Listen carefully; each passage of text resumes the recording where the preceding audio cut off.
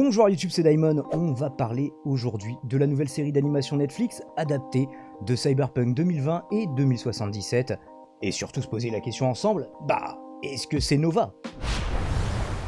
Cyberpunk Edgerunners est une série d'animation de 10 épisodes d'une vingtaine de minutes chacun, réalisée par le studio japonais Trigger, déjà connu pour avoir commis Kill la Kill et Star Wars Visions. Après le désamour des joueurs pour les versions sacrifiées de Cyberpunk 2077, issu lui-même d'une licence de jeu de rôle écrite par Mike Pondsmith, et en dépit d'un succès commercial certain, il est étonnant de voir une adaptation en série animée. Mais d'abord, de quoi ça parle? David Martinez, 17 ans, est un enfant de la classe populaire de Night City, élevé par sa mère qui peine à joindre les deux bouts pour lui assurer le nécessaire. Cette situation, déjà inconfortable, va encore se compliquer au décès de cette dernière. Pour s'en sortir, seul, dans cette ville dépourvue de tout filet de sécurité, David va devoir devenir Edgerunner, un mercenaire cybernétique à la seule proportionnée au risque encouru. Voilà pour l'intrigue. Maintenant, le contenant comme le contenu sont-ils premios ou est-ce que c'est encore un truc de pommard? Je vais vous lister ici les points positifs que j'ai notés dans la série, le premier étant qu'il n'est nul besoin d'avoir joué au jeu pour l'apprécier. Pour autant, les rappels faits à l'univers ne sont pas fastidieux pour l'initié, on ne nous fait pas un tuto, mais tout reste parfaitement compréhensible.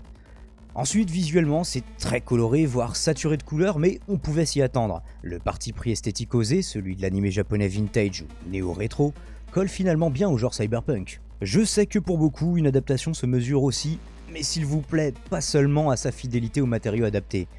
Visuellement, si l'on oublie la 2D, c'est effectivement très proche. Autre point positif, les expressions Nova, Premios pour cool ou Chum, la monnaie, les eurodollars ou Eddies, la technologie et les bruitages.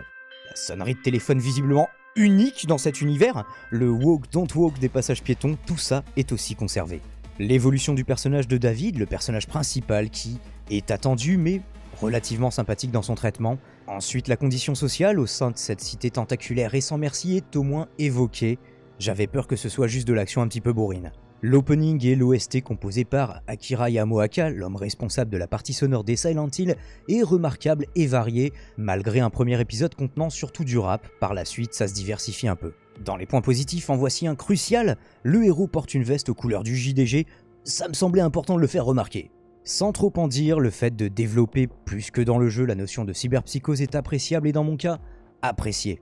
On ne la spoilera évidemment pas, mais la fin, qui tranche avec le schéma narratif convenu que je critique en point négatif, est étrangement satisfaisante. On passe à présent au point négatif. Si visuellement la série a du style, on n'est pas au niveau d'Arcane, à laquelle Cyberpunk est fréquemment comparé. C'est évidemment très différent visuellement, chacun aura sa préférence. On pourrait reprocher au dialogue et aux situations de manquer parfois de subtilité, mais on mettra ça sur le compte de la fidélité au jeu éponyme. Gros point négatif pour une production américano-polono-japonaise, le doublage en version anglaise, comme française d'ailleurs, mais ça m'étonne moins, ne figure pas parmi les sommets du genre. Il faut nécessairement regarder la série en japonais. Les animés japonais sont connus pour avoir d'excellents comédiens, les seiyū. Autre point plus contrasté, le classicisme du récit qui donne ici un goût de déjà trop vu à mon sens. Même chose pour les personnages qui sont archétypaux au possible. Le colosse au bon fond, la tsundere attachante, le héros qui passe de naïf à badass, etc. J'évoque en passant la romance centrale qui est ok tiers mais sans plus, le pouvoir de l'amour, tout ça. Classicisme de la structure oblige, certains rebondissements sont hélas prévisibles. Enfin, pour finir sur les points négatifs ou simplement discutables, la série est plus gore que le jeu original avec autant de nudité, ce qui ne conviendra fatalement pas à tous les publics. Et nous arrivons maintenant à la conclusion! Malgré quelques défauts et archétypes éculés, j'ai dévoré les 10 épisodes de Cyberpunk Edgerunners en 2 jours. Les fans de la licence devraient pour la plupart kiffer, les néophytes quant à eux pourraient même vouloir s'essayer au jeu après le visionnage. Netflix réédite l'exploit d'Arcane et pose ses grosses couilles rouges dans le game de l'animation. Espérons qu'il ne gâche pas cette performance avec une saison 2.